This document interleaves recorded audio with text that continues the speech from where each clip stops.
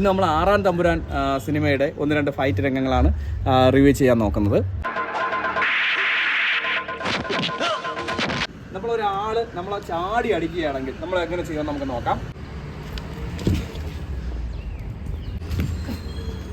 ഒരാളിങ്ങനെ ചാടി വരുമ്പോൾ നമ്മൾ ഇത് സീനിൽ കാണുന്നത് പോലെ ഒഴിഞ്ഞിട്ട്, അതായത് ഇയാൾ ഇങ്ങനെ വരുമ്പോൾ നമ്മൾ അമർന്ന് ഒഴിഞ്ഞ് ഈ രീതിയിലാണ് ചെയ്യുന്നത്. നമ്മൾ ആദ്യം അടിക്കുമ്പോൾ ഇരുന്ന് ഒഴിഞ്ഞ് ഈ മുട്ടിന് പുറകിലുള്ള മർമ്മത്തിൽ, വായുപ്പൊടി മർമ്മത്തിൽ ഈ വെട്ടാണ് വെട്ടുന്നത്. നമുക്ക് ഈ വെട്ടാം. വേണമെങ്കിൽ നമുക്ക് മുട്ടുകൊണ്ട് ഇടിക്കാം, വെട്ട് അല്ലെങ്കിൽ മുട്ടുകൊണ്ട് ഇടിക്കാം. ഈ രീതിയിൽ നമുക്ക് ചെയ്യാൻ പറ്റും. നമ്മൾ ഈ സീനിൽ അതാണ് കാണിക്കുന്നത്.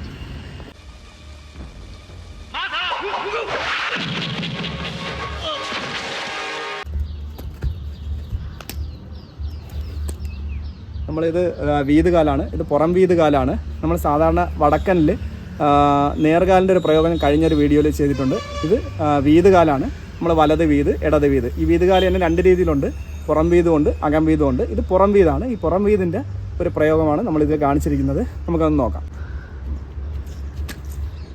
ഈ രീതിക്കാണ് വീതുകാൽ അടിക്കുന്നത്. ഒന്നുകിൽ ഈ വീതുകാല് നമുക്ക് ഫുള്ള് ഇങ്ങനെ റൗണ്ട് ചെയ്തെടുക്കാം.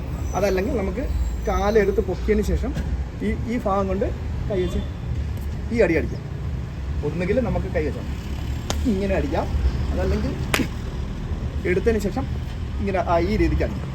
ഇതാണ് വീതുകാലിൻ്റെ ഒരു പ്രയോഗമാണ് ഇതിൽ കാണിക്കുന്നത്. ഇതിൽ ഫസ്റ്റ് അടി, അതായത് കിരീടൻ ജോസിന് മോഹൻലാൽ ഫസ്റ്റ് അടിക്കുന്ന അടിയാണ്. അപ്പോൾ നമ്മൾ ഈ അടിയുടെ ഒരു പ്രത്യേകം എന്ന് പറയുമ്പോൾ, നമുക്ക് സാധാരണ ഒരാളെ നമ്മൾ അടിച്ചു കഴിഞ്ഞാൽ, നമ്മളൊരാളെ പെട്ടെന്ന് അടിക്കുമ്പോൾ സാധാരണ ഈ ഇടത് വലത് കൈയാണ് മിക്കവാറും ഉള്ളവർക്ക് വാക്ക്.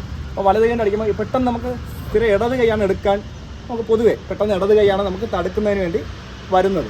പക്ഷേ ഇതിൻ്റെ ഒരു പ്രത്യേകത എന്ന് വെച്ച് കഴിഞ്ഞാൽ, നമ്മൾ ഈ ഭാഗത്ത് വന്നിട്ട് ഈ വീത്, അതായത് പുറം വീതാണ് എടുക്കുന്നത്. പുറം വീത് എടുക്കുമ്പോൾ അടി വരുന്നത് നമ്മുടെ ഈ ഭാഗത്തായിരിക്കും. അപ്പോൾ ഒരു പക്ഷേ നമ്മൾ ഇടത് കൈ എടുത്താലും അടി പല സ്ഥലത്ത് വരും, ഈ രീതിക്ക് വരും.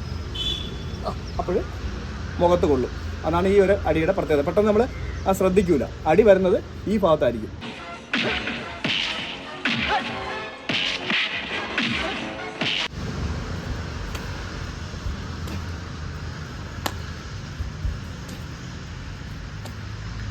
ഇതിൽ മോഹൻലാൽ അകം വീതും പുറം വീതും മാറി മാറി ചെയ്യുന്നുണ്ട്. പുറം വീത് നേരത്തെ കണ്ട സീനിലാണ്. അകം വീത് ഈ അടിയിൽ നമ്മളിപ്പം അകം വീതും കണ്ട്. ഇപ്പോൾ 2 രീതിയിലും മോഹൻലാൽ കാല് നല്ല രീതിയിൽ ശരീര വഴക്കമുള്ള ആളാണ്. അദ്ദേഹം വളരെ നല്ല രീതിക്ക് തന്നെ ചെയ്തിട്ടുണ്ട്. പുറം വീതും നല്ല രീതിയിൽ ചെയ്തിട്ടുണ്ട്. അകം വീത് നമുക്ക് സാധാരണ കളരിയുടെ കാലുകളിൽ അകം വീത് പുറം വീത്, ഇത് നമ്മൾ തുടക്കത്തിൽ ചെയ്യുന്ന കാര്യങ്ങളാണ്.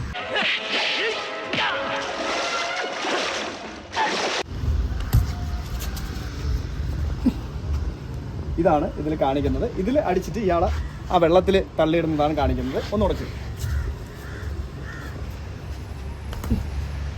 ഈ തടുപ്പാണ്.